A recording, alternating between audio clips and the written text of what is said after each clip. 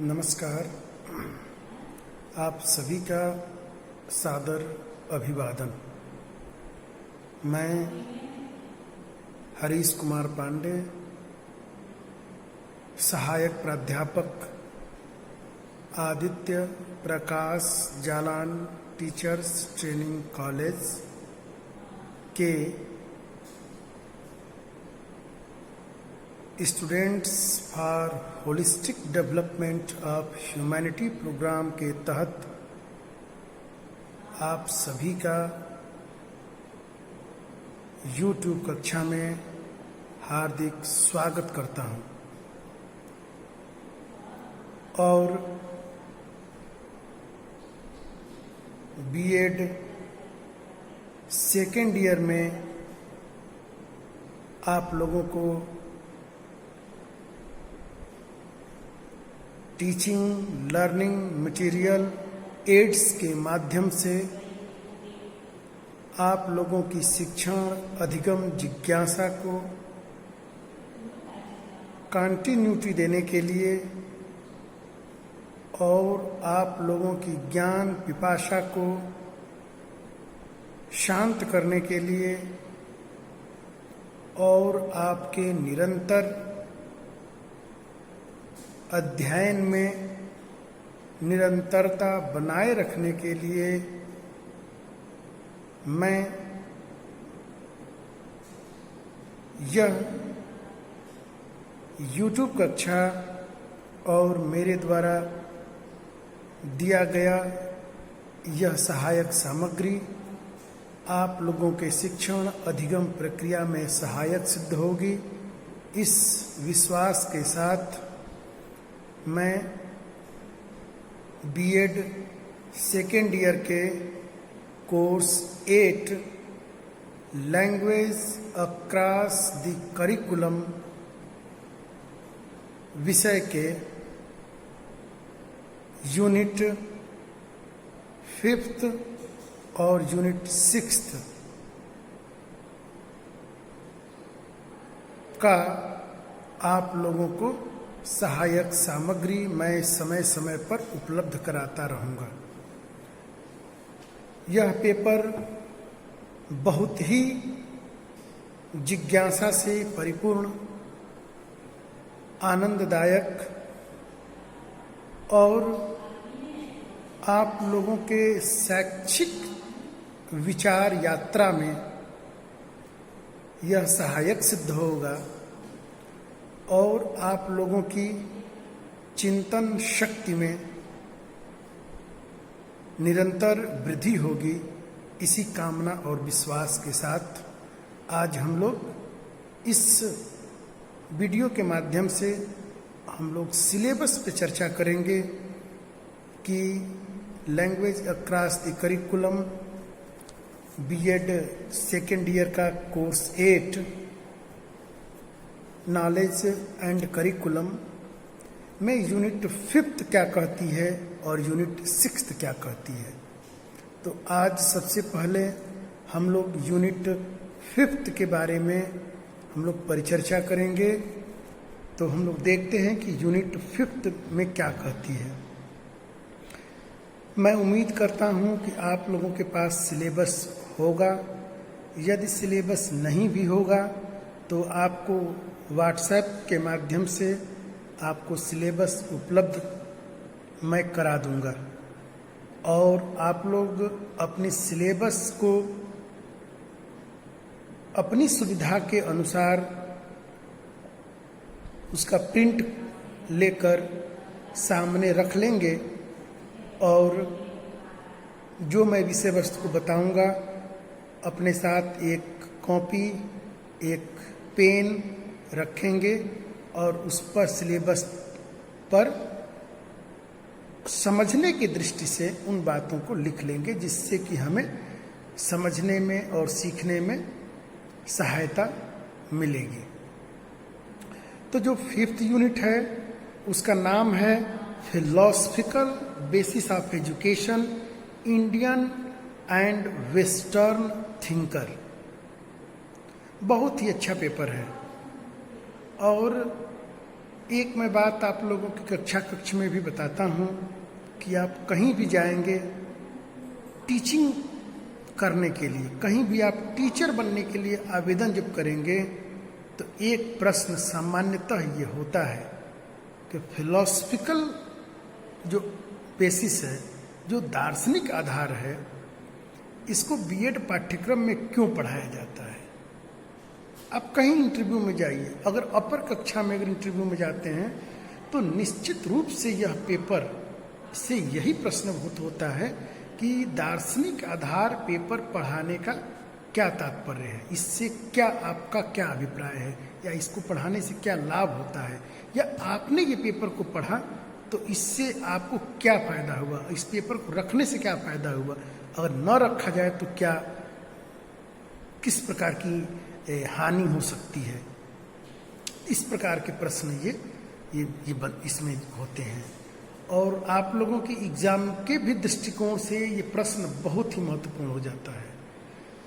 Exam में इस paper से आपको 2 क्वेश्चन गारंटेड मिलते हैं, क्योंकि जो दार्शनिक आधार है, ये दार्शनिक आधार सिर्फ पर्टिकुलर ये बीएड के जो नॉलेज एंड करिकुलम जो ये पेपर है, जो भाग है, सिर्फ इसी में नहीं है।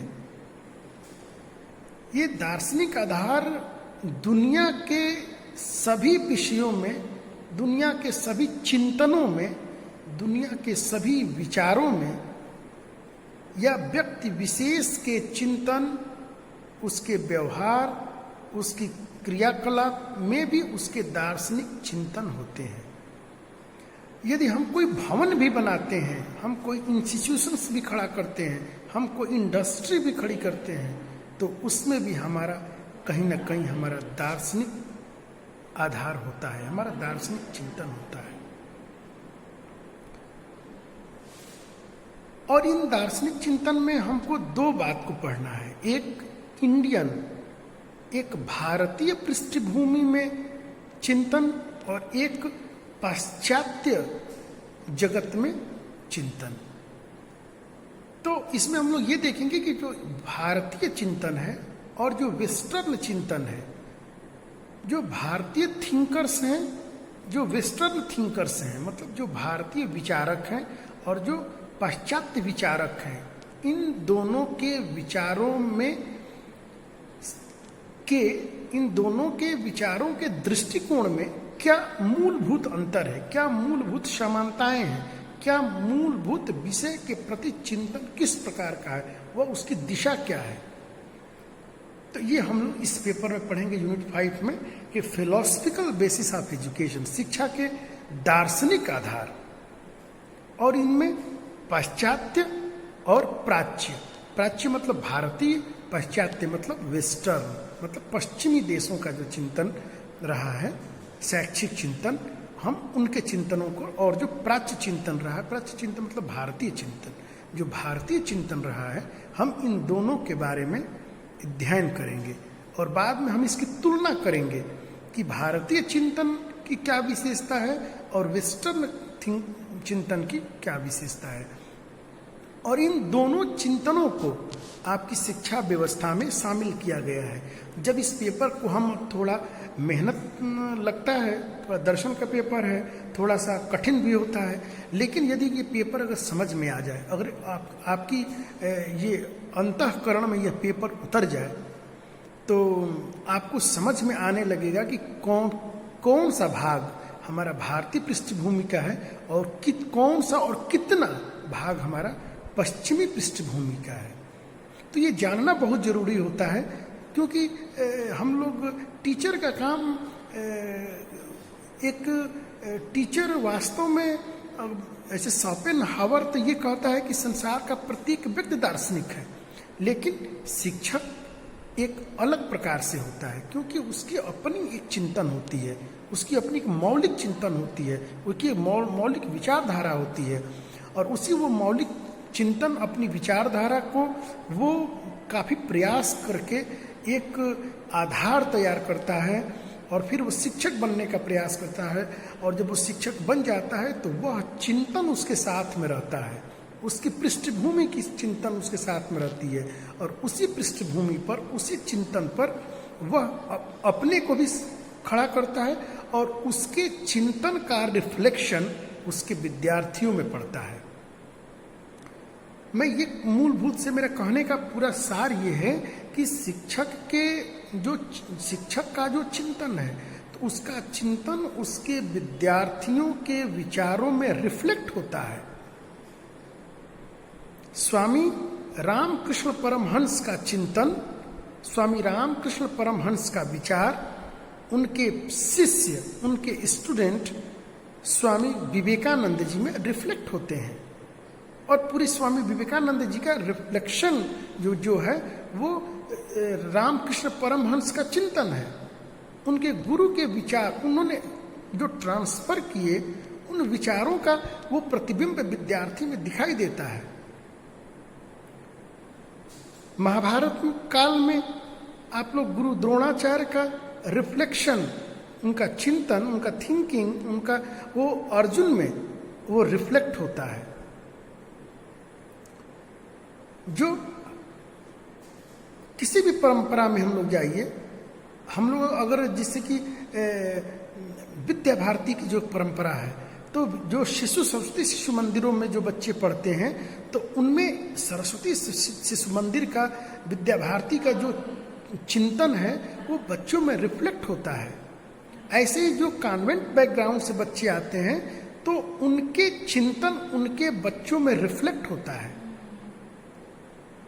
तो मूलभूत कहने का ये तात्पर्य ये है कि जो फिलॉसफिकल बेसिस ऑफ एजुकेशन है, तो शिक्षा के दार्शनिक, अब ये दार्शनिक आधार के कई डायमेंशंस होंगे। दार्शनिक हर व्यक्ति का एक अपना चिंतन होती है, और वही चिंतन उसकी विचारधारा बनती है। यहाँ समझेंगे, दर्शन का मतलब, हम लोग सीधे से दर्शन पे आते हैं, तो दर्शन टॉप लेवल की बात हो जाती है। दर्शन एक शिखर है, और शिखर पे जैसे छत होता है, तो छत पर पहुंचने के लिए हम लोग सीढ़ी स्टेप बाय स्टेप हम लोग पहुंचते हैं, तो वो हम लोग आराम से पहुंच सकते हैं। किसी प्रकार की गिरने की या अन्य कुछ दुर्घटनाओं की संभावनाएं नहीं होती हैं। यदि हम चाहें तो आप किसी जंप मार के या किसी लिफ्ट के माध्यम से चले जाएं, तो वो अलग वो दूसरी बात हो सकती है। तो चिंतन का मतलब ये होता है कि स्टेप बाय स्टेप हम लोग दर्शन पे पहुंचने के लिए हमारा पहला जो स्टेप है वह है हमारा चिंतन। वह है हमारा अंदर, हमारे अंतःकरण में, जिसको हम लोग मन बोलते हैं सामान्य भाषा में। अंतःकरण जो हमारा होता है, हम लोग सामान्य भाषा में बोलते हैं कि हमारा मेरा ये मन कहता है। तो मन का तो कहीं रूप आपने देखा नहीं, मन का आकार आपने देखा नहीं। मन, प्रत्येक चीज का आप लोग स्थान बता सकते हैं कि हृदय का स्थान यहाँ है, आँख का स्थान, कान का स्थान, लेकिन मन का स्थान आप नहीं बता सकते कि मन कहाँ निवास करता है। लेकिन फिर भी वो एक कुछ ऐसा तत्व है कि जहाँ पर विचार का स्फुरण होता है, जहाँ पर विचार के बीज प्रस्फुटित होते हैं, जहाँ पर व्यक्ति के विचार वहाँ पे अंकुर लेते हैं, और वही विचार, उसके व्यक्ति की जो विचार जो उत्पन्न होते हैं, उसकी उस हिसाब से उसकी उस चिंतन बनती है, और वही चिंतन धीरे धीरे उससे उसका व्यवहार प्रभावित होता है। फिर वह बातें उसके व्यवहार में परिलक्षित होने लगती हैं, और फिर वो जो परिलक्षित होने वाली व्यवहार फिर उसकी एक विचारधारा बन जाती है। और विचारधारा, और यदि अगर वह उस विचारधारा पर, यदि वह उस विचारधारा पर कायम रहता है, यदि वो उस विचारधारा को निरंतर आगे बढ़ाता रहता है, यदि उसी विचारधारा पे, एक ही विचारधारा, मैं इस यहाँ पे एक बात को बोलूँगा कि 5 किस्म के चिंतन धारा, व्यवहार या विचारधारा नहीं हो सकती, वो उसका दर्शन नहीं बन सकता है। एक उसकी विचारधारा पे यदि वो उस पे स्थापित होगा, तो आगे चल के वह उसका दर्शन बन जाएगा। अर्थात, और दर्शन का मतलब क्या हो गया? दर्शन मतलब उसके देखने का दृष्टिकोण बन जाएगा। इसी को आप लोग ने फर्स्ट ईयर में आप लोगों ने पढ़ा होगा, जो मैंने यहाँ पे थोड़ा फिलोसफिकल तरीके से मैंने बातों को बताई, तो वहाँ पे आप लोग फर्स्ट ईयर में इस बात को पढ़े होंगे, जैसे कि दार्शनिक आदर्शवाद, एक पढ़े होंगे आप लोग प्रकृतिवाद, एक पढ़े होंगे प्रयोजनवाद और एक पढ़े होंगे यथार्थवाद। कहीं आप लोगों ने ये नहीं पढ़ा होगा कि आदर्शवाद में किसी और वाद का, किसी और विचारधारा का सम्मिश्रण रहा हो, ऐसा नहीं हो सकता है। आदर्शवाद वो प्रत्येक परिस्थिति में सत्य को स्वीकार करता है और परम सत्य को, परम तत्व को वो सत्य मानता है और उसी से इस सृष्टि का, इस सृष्टा का, इस पर आत्मा और इस जगत के संचालन का वो आधार मानता है। यही आप लोग आदर्शवाद में पढ़े होंगे। इसी तरह प्रकृतिवाद, प्रकृतिवाद का स्पष्ट मत है कि कोई आदर्श नहीं, कोई ईश्वर नहीं, कोई सुपर नेचुरल पावर नहीं, जो है वह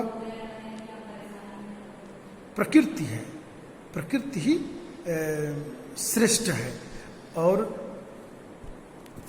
तो इस प्रकार से हम लोग इस बात को देख रहे हैं कि वही विचारधारा व्यक्ति की दर्शन बन जाती है और उसी दर्शन पे, उसी वो विचारधारा पे, उसी एक आदर्श स्थिति, आदर्शवाद नहीं, आदर्श स्थिति में जब वो व्यक्ति जीता है तो वही उसका वह आधार बन जाता है।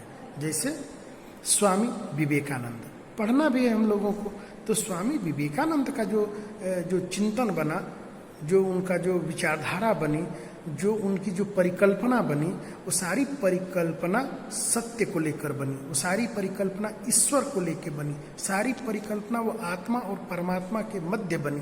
तो उन्होंने ईश्वर में उनकी आस्था थी, उन्होंने अपने दर्शन के माध्यम से इस बात को समझा कि कहीं ना कहीं जो परम तत्व है वही परम तत्व इस आत्मा का, इस सृष्टि का और ये सभी तत्व का संचालक रूप है, जिसको हम लोग परमात्मा के रूप में जानते हैं, जिसको हम लोग ईश्वर कहते हैं, जिसको हम लोग भगवान कहते हैं। तो ये उनका ये आदर्श था और उन्हीं आदर्शों पर उन्होंने पूरी अपनी जीवन यात्रा की और पूरी उनकी शैक्षिक चिंतन उनके किस पर, उनका मतलब ईश्वरों आधारित रही। मतलब कि मूलभूत से ईश्वर की परिकल्पना, मैं आगे के जैसे जैसे समय आएगा मैं बताऊंगा कि ईश्वर की परिकल्पना उनकी आत्मा की परिकल्पना है। आत्मा और परमात्मा ईश्वर के जो रूप हैं, जो अद्वैत, द्वैत और अद्वैत, द्वैत की भावना का उन्होंने त्याग किया और अद्वैत की भावना का उन्होंने समाहित किया, जहाँ पर कि जीव और ईश्वर दोनों अलग अलग नहीं है, वो दोनों एक ही हैं।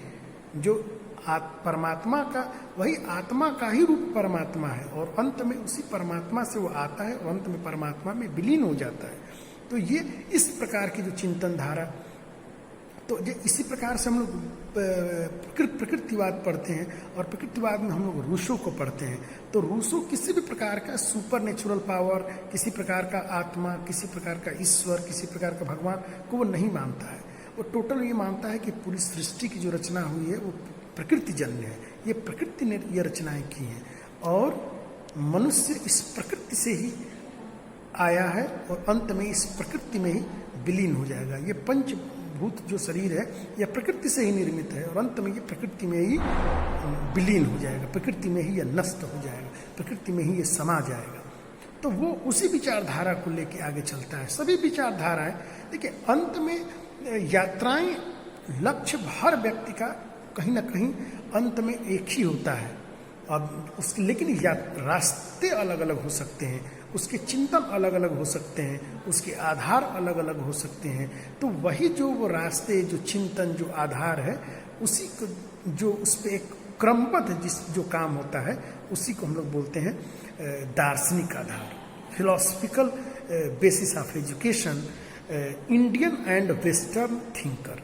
हम लोग इसको विशेष रूप से समझेंगे कि प्राच्य और पाश्चात्य संदर्भों में हम लोग इसको समझने का प्रयास करेंगे कि भारतीय चिंतन परंपरा क्या है और वेस्टर्न चिंतन परंपरा क्या है और इन परंपराओं का प्रभाव, इन परंपराओं का सम्मिश्रण, इन परंपराओं का जो रिफ्लेक्शन है वो कहाँ तक पड़ता है। तो हम लोग इनमें पढ़ेंगे। इंडियन थिंकर में हमको पढ़ना है सबसे पहले महात्मा गांधी। तो हम लोग इंडियन थिंकर में हमको 4 दार्शनिकों को पढ़ने हैं, जिसमें गांधी हैं, टैगोर हैं, स्वामी विवेकानंद हैं और अरविंदो हैं। बहुत अच्छी अच्छी बातें हैं।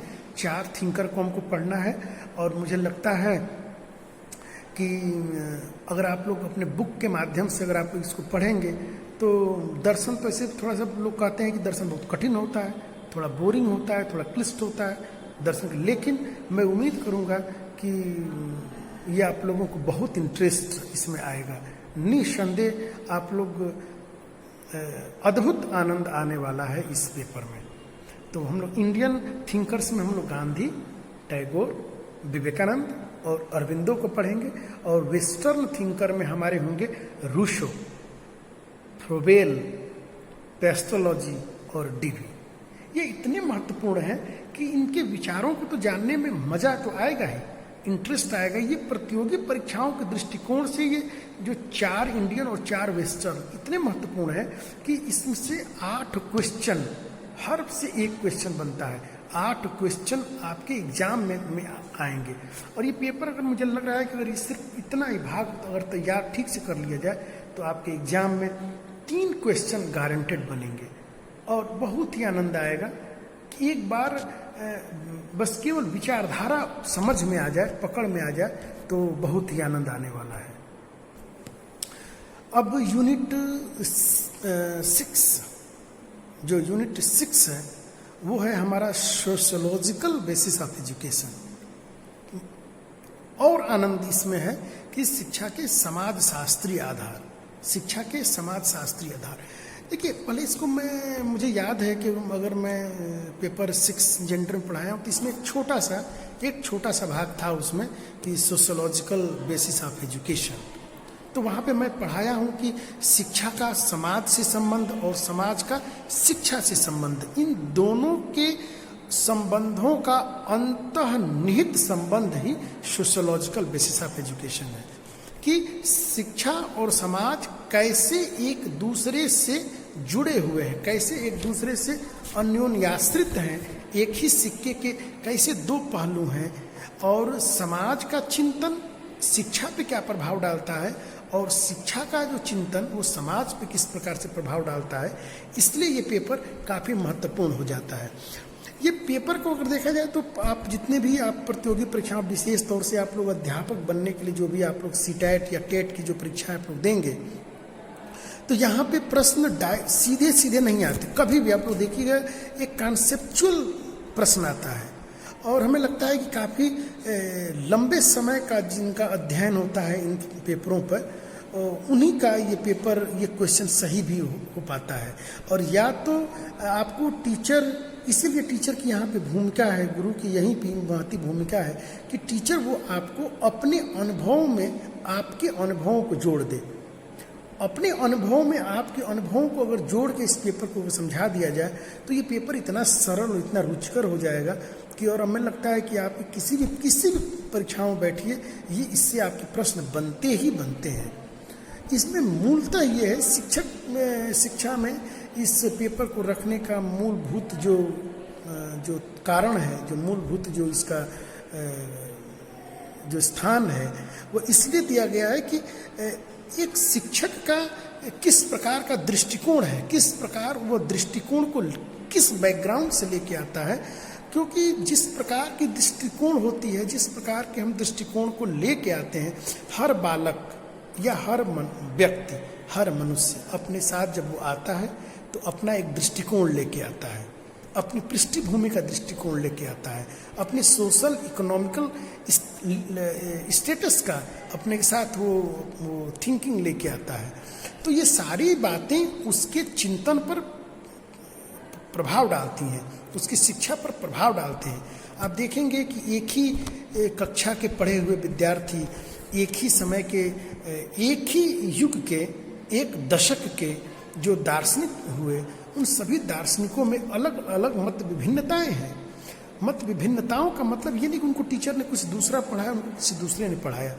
जो टीचर ने वही पढ़ाया जो वो सबको पढ़ाया, लेकिन व्यक्ति जिस अपने साथ जब वो आता है, बालक विद्यार्थी जब अपने साथ जब कॉलेज स्कूल में आता है तो अपने साथ वो अपना चिंतन, अपना स्व का चिंतन, अपने साथ अपने समाज का चिंतन, अपने परिवार का चिंतन और अपने समाज, अपने परिवार, अपनी सभ्यता और अपनी संस्कृति की वो विचारधाराओं को लेके आता है और उसी विचारधाराओं में वह अपने विचारों को पोषित करता है।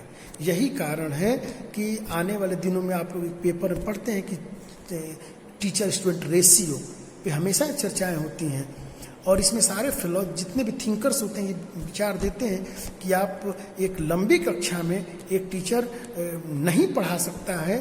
इसका कॉन्सेप्ट आपको फर्स्ट दृष्टिया जब तक आप लोग अब तक लगता है नहीं हम तो पढ़ा सकते हैं, हम तो 100 बच्चों को काफ़ी कॉन्फिडेंस में पढ़ाए हैं काफ़ी, लेकिन इसलिए नहीं माना जाए कि सभी बच्चे अपने साथ अपना विचार लेके आता है और जब तक विद्यार्थी के उन विचारों को जाना और समझा नहीं जाएगा ठीक तरीके से, आप उसको ठीक तरीके से सही शिक्षा नहीं दे सकते हैं, उसकी विचारधारा को डाइवर्ट नहीं कर सकते हैं, उसकी चिंतन धारा को आप शिक्षा के उद्देश्यों के अनुसार और देश के उन उद्देश्यों के अनुसार, राष्ट्र के उन उद्देश्यों के अनुसार आप उसको डाइवर्ट नहीं कर सकते हैं।